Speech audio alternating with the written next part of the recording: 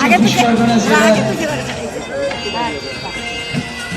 Barrackpore sub divisional bench অফিসারে জেলার হিসেবে একটির পর একটি প্রাইজ তুলে দিয়েছে।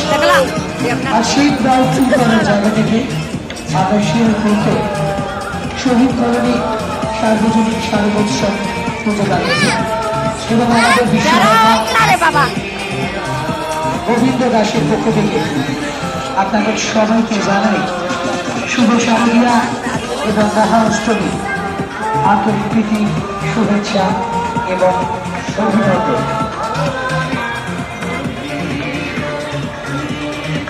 আমাদের মণ্ডপসজ্জার উদ্ধার করেছেন শিল্পী ইন্দ্রজিৎ পোদ্দার।